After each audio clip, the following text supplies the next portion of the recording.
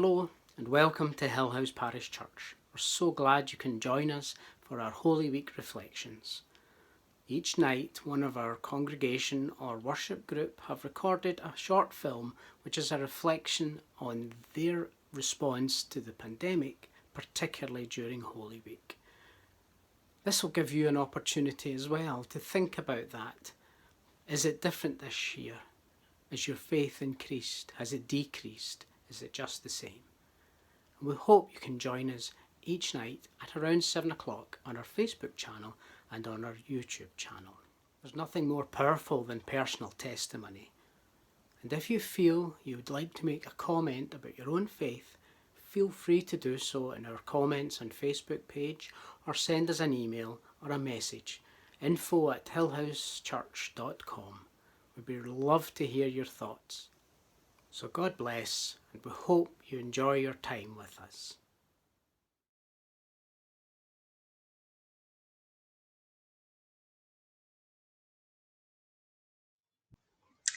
Hi and welcome along to the last of our Holy Week reflections on today, Good Friday. For anyone who doesn't know me, my name is Susan McLean.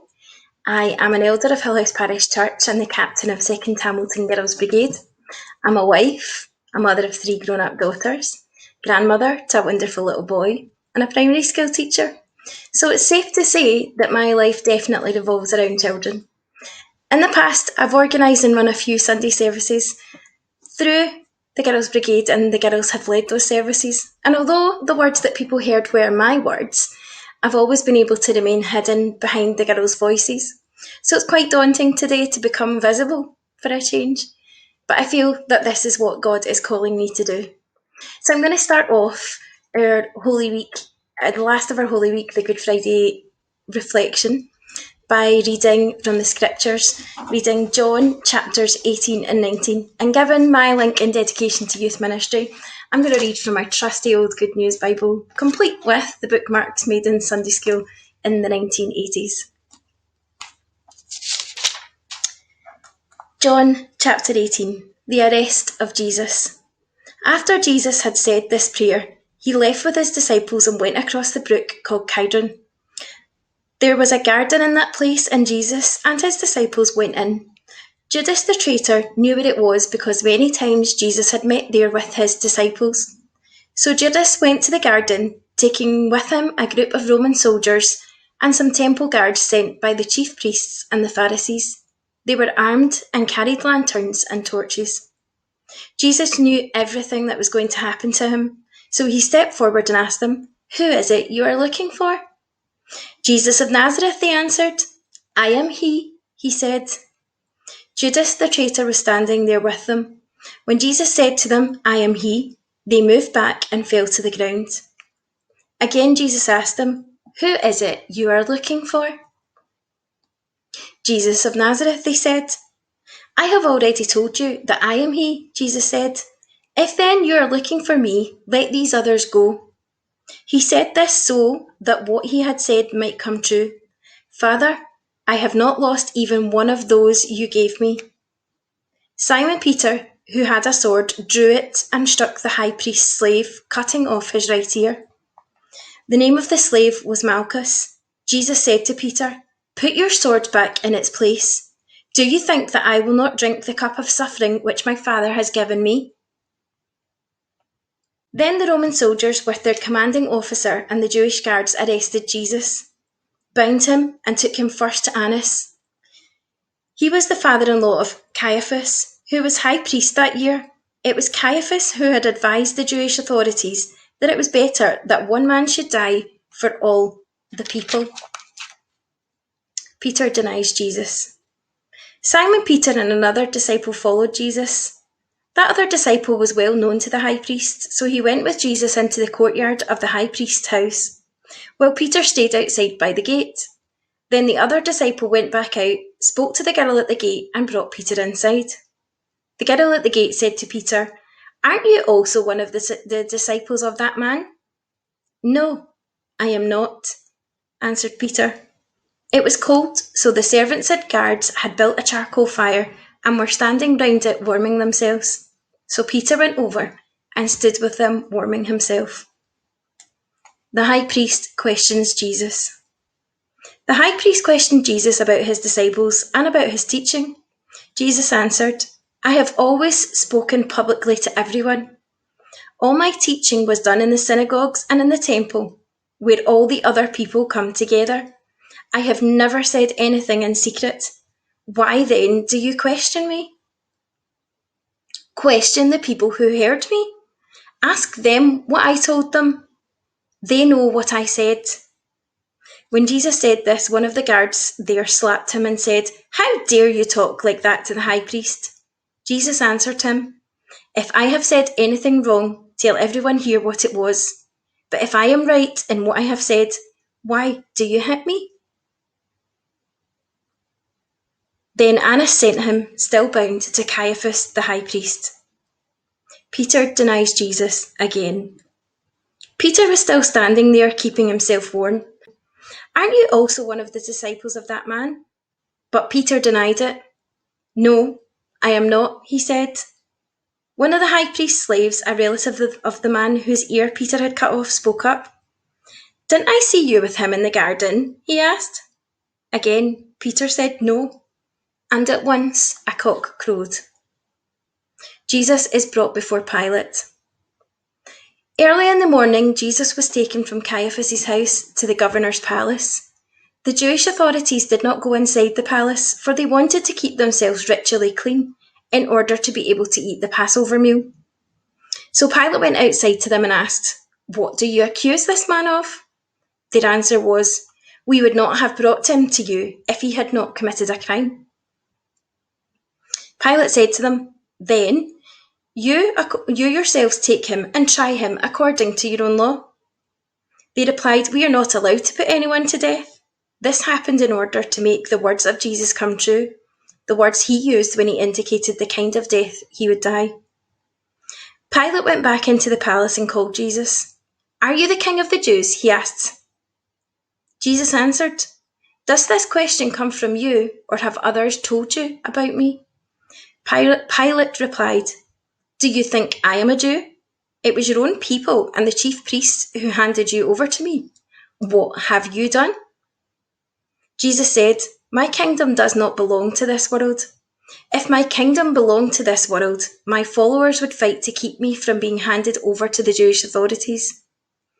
No, my kingdom does not belong here. So Pilate asked him, Are you a king then? Jesus answered, You say that I am a king. I was born and came into the world for this one purpose, to speak about the truth. Whoever belongs to the truth listens to me. And what is the truth? Pilate said. Jesus is sentenced to death. Then Pilate went back outside to the people and said to them, I cannot find any reason to condemn him. But according to the custom you have, I always set free a prisoner for you during the Passover. Do you want me to set free for you the King of the Jews? They answered him with a shout, No, not him. We want Barabbas.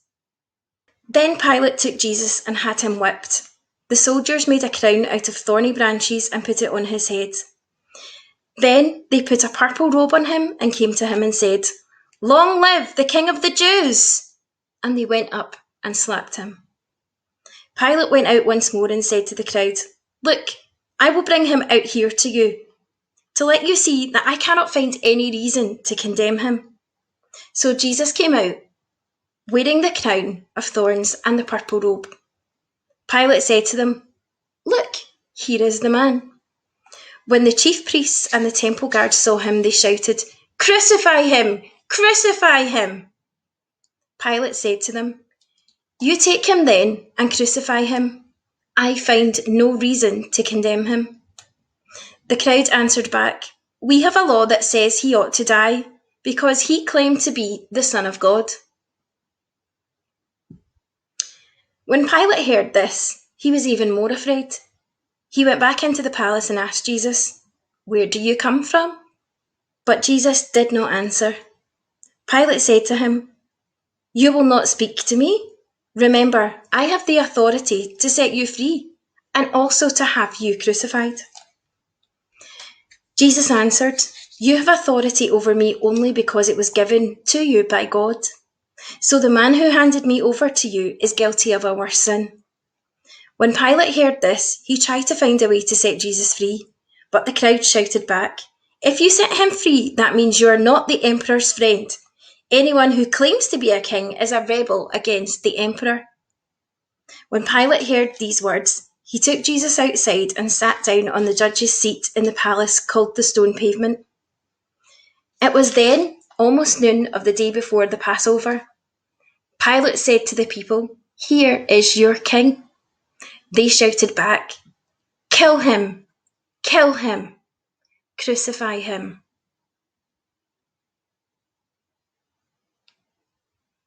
Pilate asked them, "Do you want me to crucify your king?" The chief priests answered, "The only king we have is the emperor." Then Pilate handed Jesus over to them to be crucified. Jesus is crucified. So they took charge of Jesus. He went out carrying his cross and came to the place of the skull. There they crucified him, and they also crucified 2 other men, one on each side, with Jesus between them. Pilate wrote a notice and had it put on the cross. "Jesus of Nazareth, the King of the Jews," is what he wrote. Many people read it because the place where Jesus was crucified was not far from the city. The notice was written in Hebrew, Latin, and Greek. The chief priest said to Pilate, "Do not write the King of the Jews, but rather, 'This man said, I am the King of the Jews.'" Pilate answered, "What I have written stays written." After the soldiers had crucified Jesus, they took his clothes and divided them into 4 parts, one for each of the soldiers. They also took the robe, which was made of one piece of woven cloth, without any seams in it. The soldiers said to one another, "Let's not tear it. Let's throw dice to see who will get." This happened in order to make the scripture come true. "They divided my clothes among them and gambled for my robe." And this is what the soldiers did.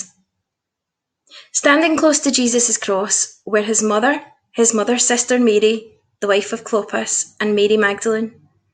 Jesus saw his mother and the disciple he loved standing there, so he said to his mother, "He is your son." Then he said to the disciple, "She is your mother." From that time, the disciple took her to live in his home. The death of Jesus. Jesus knew now that by now everything had been completed, and in order to make the scripture come true, he said, "I am thirsty." A bowl was there, full of cheap wine, so a sponge was soaked in the wine, put on a stalk, and lifted up to his lips. Jesus drank the wine and said, "It is finished." Then he bowed his head and died. Jesus' side is pierced. Then the Jewish authorities asked Pilate to allow them to break the legs of the men who had been crucified and to take their bodies down from the crosses. They requested this because it was Friday and they did not want the bodies to stay on the crosses on the Sabbath, since the coming Sabbath was especially holy. So the soldiers went and broke the legs of the first man and then of the other man who had been crucified with Jesus. But when they came to Jesus, they saw that he was already dead, so they did not break his legs. One of the soldiers, however, plunged his spear into Jesus' side, and at once blood and water poured out. This was done to make the scriptures come true. Not one of his bones will be broken. And there is another scripture that says, "People will look at him whom they pierced." The burial of Jesus. After this, Joseph, who was from the hometown of Arimathea, asked Pilate if he could take Jesus' body. Joseph was a follower of Jesus, but in secret, because he was afraid of the Jewish authorities. Pilate told him he could have the body, so Joseph went and took it away. Nicodemus, who at first had gone to see Jesus at night, went with Joseph, taking with him about 30 kilograms of spices, a mixture of myrrh and aloes. The two men took Jesus' body and wrapped it in linen with the spices, according to the Jewish custom of preparing a body for ritual. There was a garden in the place where Jesus had been put to death, and in it there was a new tomb where no one had ever been buried. Since it was the day before Sabbath, and because the tomb was so close by, they placed Jesus' body there. Amen to this reading of his holy word. Now, I think like everyone else, I've experienced the same range of emotions as other people this year, a mixture of many things: disbelief, shock, despair. I never thought I'd ever experience school closures in my career, and I hope I never do it again. I've worried about what I might be taking home to my families while I helped run the hub for key workers. I felt anxious, I felt lonely, and those are just the tip of the iceberg, and I know I'm not alone in feeling those things. Like lots of other families, we took to Zoom, and it's still one of my favourite parts of the week because, unlike garden visits when those were allowed, you can't get everyone together. So on Zoom, we were able to get everyone together. So Mum and I travel down under every Saturday for a family chat, and I always leave it feeling uplifted. We can connect at any point, anywhere in the world, at the touch of a button. So then why does loneliness still exist, and why is it ever so much more important now than ever before? It's quite simple, really. I've come to realise that the connection is what we need. We need to feel what it feels like to be with others and not just watch and listen on a screen. And this connectedness, the feeling, has been the biggest issue for me through my entire life, my connection with God. So to explain my journey to the cross this year, I'm going to have to take you back a few decades. I've grown up in our church since I was born. I've always believed and loved God. But as I grew up, I started to wonder, to question, to search for things that I needed. As a teenager, I was surrounded by some other really incredible teenagers who really seemed to have it all figured out. From the outside looking in, they had a great relationship with God. They understood, they felt, they grew in faith, and they never appeared to have doubts or questions. Their faith was so steadfast that I couldn't help but feel envious. It's not a nice trait, I know, but that is the ugly truth. I can understand why they felt God, why they saw God, why they heard him in their lives. I tried to listen, I looked, but I just didn't understand what it was I was looking for. Needless to say, I never found it, but I kept going to church.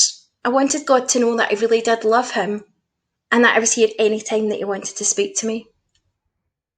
I kind of got to start feeling that maybe I wasn't good enough for God.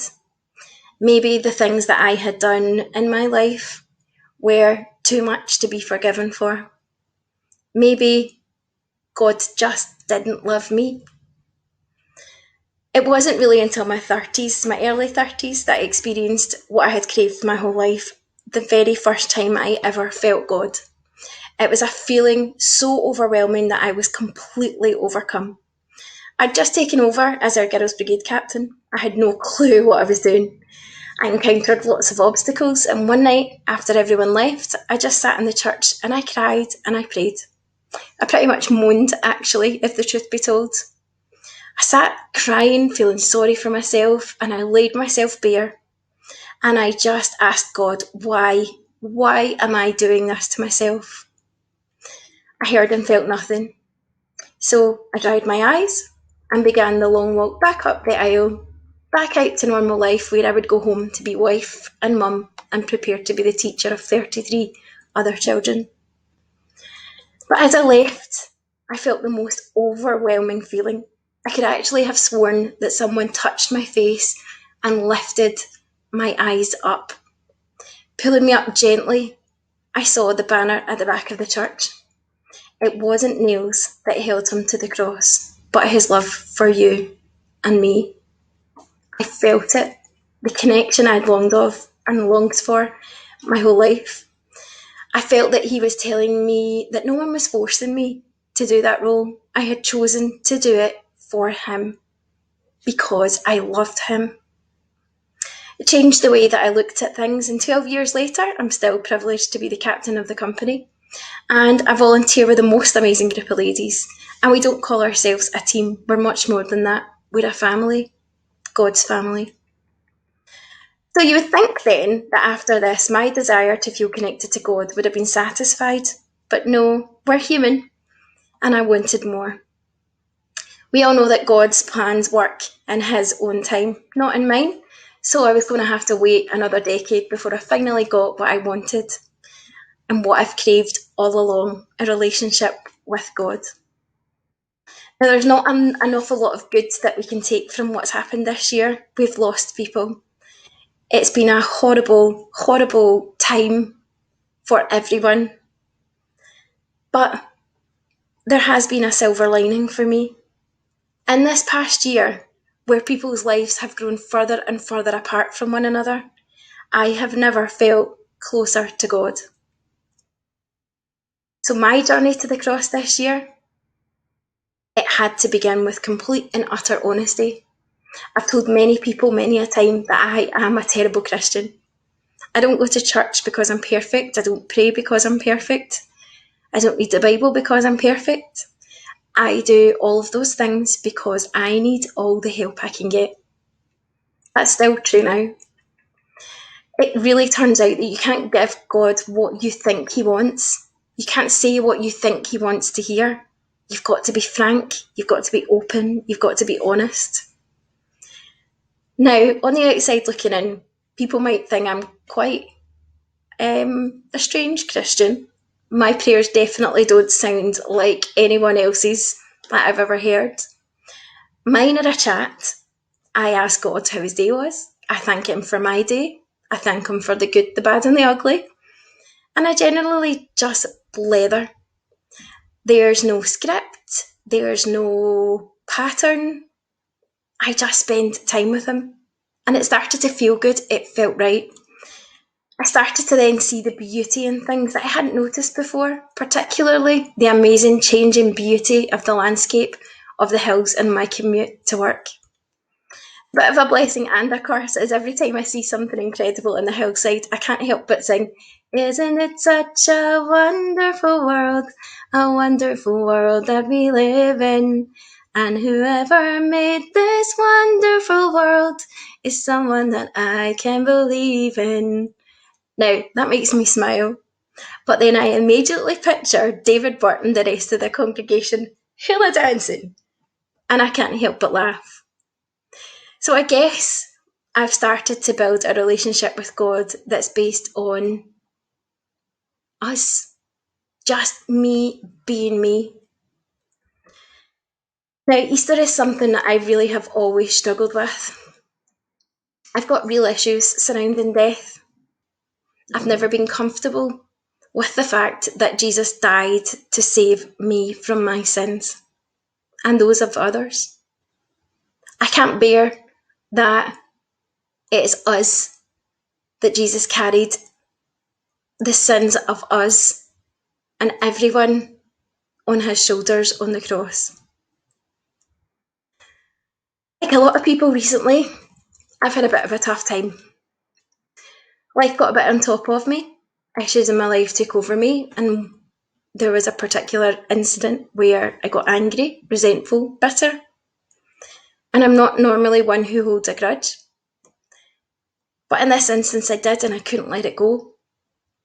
Now, my reasons were mildly understandable, but it really didn't justify the extent of what I was feeling. I couldn't understand, but I couldn't let it go. I got so overwhelmed with bitterness, resentment, that I didn't sleep for days. I prayed and I prayed and I prayed. I sat reading the Bible at 3 a.m, desperately seeking help. I begged God for help. And then one day, about a month ago, I was at work and I literally felt God lift the burdens from my shoulders. I physically felt God take my sin, take the horrible parts of me that I wasn't proud of, and take it away. He cleansed my body of the sinful feelings that I had. I knew right there and then that he had answered my prayers, and I knew that he was always with me, and that God never gives you more than you can cope with. And at that moment, God realised that maybe I had reached the point, and he took the burden and he carried it himself. Now, at the same time, our church lost a dear lady, a friend, a teacher, a member of our church family. At her funeral, her family played a song that really struck a chord, if you pardon the pun. How Deep the Father's Love by Stuart Townsend. I've listened to it many times since then, and instead of feeling the guilt that I used to feel that Jesus paid the ultimate price for my sin, I've been really drawn to the verse, I will not boast in anything, no gifts, no power, no wisdom. I will boast in Jesus Christ, his death and resurrection. Why should I gain from his reward? I cannot give an answer, but this I know with all my heart. His wounds have paid my ransom. It turns out that you don't need to know. You don't need to have all of the answers. We just need to have faith. Now, what I'm left with as we approach Good Friday and as we approach Easter, I'm left with the overwhelming urge to boast in Jesus Christ, to tell everyone of his love, to tell everyone of his wisdom, his goodness, that his wounds paid our ransom. It feels good, it feels right, and I feel that God is telling me to do this. Please join me in a prayer. Lord, on this day, Good Friday, we think of the price that you paid for us. We remember the depth of your love for us. We remember the price that Jesus paid for us, that he gave up his life for us, that you gave your only Son for us. Jesus knew that this was your plan for him, and yet he didn't run away from his fate. Help us not to run away from ours. It wasn't nails that held him to the cross, but his love for you and for me. Today is a dark day. We mourn your loss, but it is not over.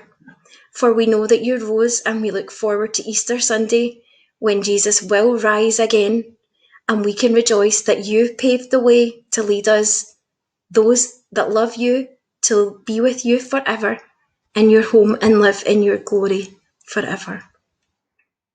Amen. Thank you for joining us this week. Thank you to everyone who shared their reflections with you. I'm going to leave you with a beautiful song. It's so apt today, and I hope that the words mean as much to you as they do to me. Take care.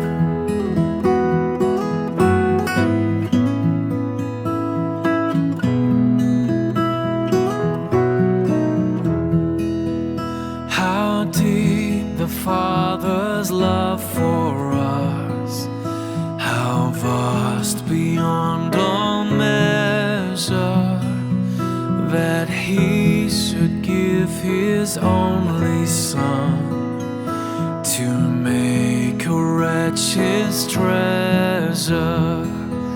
How great the pain of searing loss, the Father turns his face away, as wounds which mar the chosen one bring many sons to glory.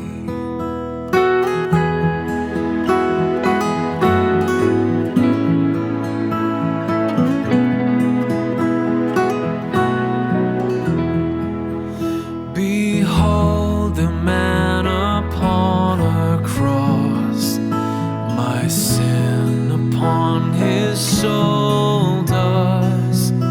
Ashamed I hear my mocking voice call out among the scoffers. It was my sin that held him there. until it was accomplished. His dying breath has brought me life. I know that it is finished.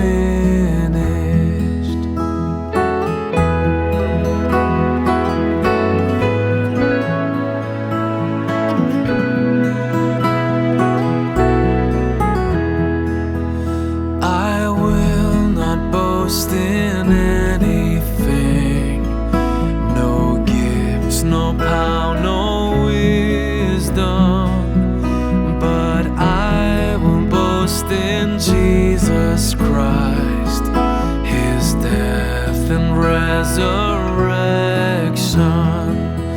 Why should I gain from His reward?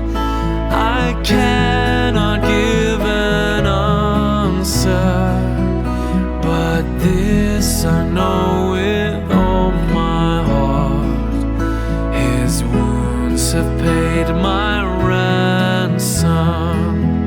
Why should I gain from His reward?